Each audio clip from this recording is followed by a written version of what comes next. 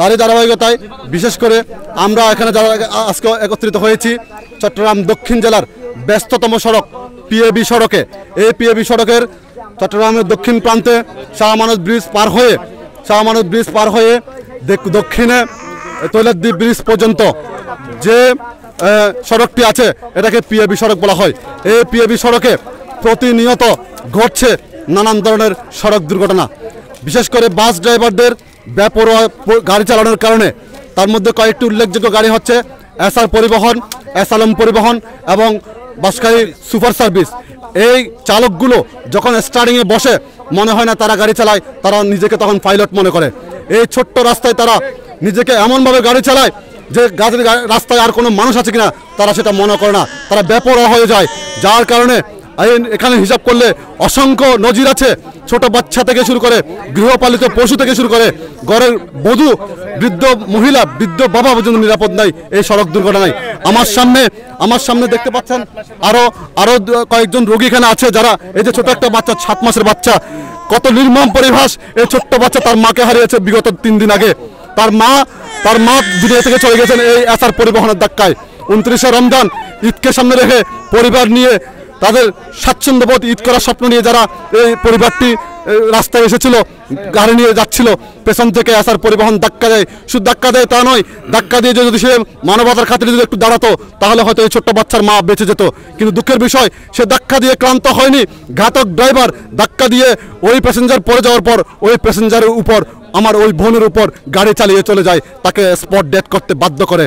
দেখেন তারা কত নির্মম, কত ঘাতক, কত বড় ঘাতক, কত শয়তান হলে এই পরিস্থিতি করতে পারে। আমি দেশের সকল গাড়ি চালক ভাইদেরকে উদাত্ত আহ্বান জানিয়ে বলতে চাই, আপনার ঘরেও সন্তান আছে, আপনারও স্ত্রী আছে। হে আমার গাড়ি চালক ভাই, হে ড্রাইভার ভাই, আপনারও পরিবার আছে। আপনার সন্তান স্কুলে যায়, আপনার সন্তানের রাস্তাঘাটে যায়, আপনার সন্তান যখন গাড়ি অ্যাক্সিডেন্টে মারা যাবে আপনার মনের অবস্থা কি হবে একবার চোখ বন্ধ করে ভাবুন। হে পরিবহন মালিক, যারা গাড়ির মালিক, তাদেরকে আপনি উদাত্তভাবে আহ্বান করে জানাতে চাই, আপনি প্রাইভেট কার থেকে নেমে একবার রিক্সায় চড়ে আপনার পরিবার নিয়ে চোখ বন্ধ করে অনুভব করুন, আপনার গাড়ির দ্বারা যদি সড়ক দুর্ঘটনায় আপনার মা নিহত হয়, আপনার বোন নিহত হয়, আপনার সন্তান নিহত হয়, আপনার মনের অবস্থা কেমন হবে। আমি উদাত্ত আহ্বান জানাবো প্রশাসনের প্রতি। বাংলাদেশে সড়ক আইন আছে, কিন্তু সড়ক আইনের বাস্তবায়ন নাই। কেন নাই? এটা আমাদের বড় ব্যর্থতা।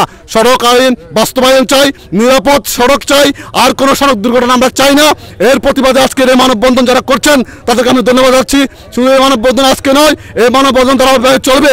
এসআর পরিবহন, এসআলম পরিবহন, আপনারা আসুন, বসুন, সহযোগিতা করুন এবং আপনাদের ড্রাইভারদেরকে আপনারা কন্ট্রোলে আনবেন কিনা আমাদেরকে ওয়াদাবদ্ধ হয়ে যান, তারপরে এই পিএবি সড়কে আপনাদের গাড়ি চলবে, অন্যথায় আপনাদের গাড়ি চলবে না। পর্যন্ত আজকে মানববন্ধন শেষ নয়, তীব্র থেকে আরো তীব্র আন্দোলন গড়ে তুলব। আজ ক্ষুদ্র পরিসরে আমরা মিডিয়ার মাধ্যমে সরকারের উচ্চ মহলে জানান দিতে এসেছি, জানান দিতে চাই। আমরা জানান দিতে এসেছি, জানান দিতে চাই। বিশেষ করে কিছু অসাধু ড্রাইভার এমন ভাবে গাড়ি চালায়, তারা মানুষকে মানুষ মনে করে না। মানুষের তাজা জানগুলা রাস্তার মধ্যে নিমিষেই চাকার সাথে পিষ্ট করে মানুষের, কারো মায়ের বুক খালি করে, কারো বাবার বুক খালি করে, কারো শিশু সন্তানগুলাকে এতিম করে চলে যায়। তারা চিনে না, জানে না একজন মা অকালে মৃত্যুবরণ করা, একটা সুখের ছায়া নেমে আসা মানুষের জন্য কত কষ্টকর। এই কষ্টকর অধ্যায় তারা বুঝে না। আজকে কোন সভ্য মানুষের জন্য বিরুদ্ধে মানববন্ধন নয়, অসভ্য কিছু ড্রাইভারের বিরুদ্ধে আমাদের মানববন্ধন। এই অসভ্য ড্রাইভার গুলাকে অনতি বিলম্বে চিহ্নিত করে তাদের লাইসেন্স গুলো বাজেয়াপ্ত করা হোক। অসভ্য, বেপরোয়া, নেশাগ্রস্ত ড্রাইভার গুলাকে চিহ্নিত করে আজীবন তারা যেন গাড়ি চালাতে না পারে সেই ব্যবস্থা প্রশাসনিকভাবে করা হোক। যেই সমস্ত কোম্পানিগুলা ওই বেপরোয়া ড্রাইভারের হাতে চাবি তুলে দিয়েছে যেই সমস্ত বেপরোয়া ড্রাইভারের হাতে, নেশাগ্রস্ত ড্রাইভারের হাতে এবং অমানুষ ড্রাইভারের হাতে যারা গাড়ি দিয়েছে ওই সমস্ত গাড়ির কোম্পানিগুলোর বিরুদ্ধে ব্যবস্থা নেওয়া হোক।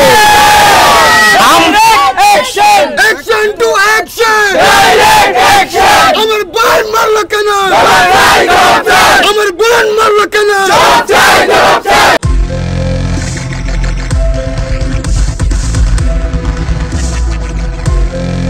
দেশি টিউব, দৃষ্টি জুড়ে বাংলাদেশ।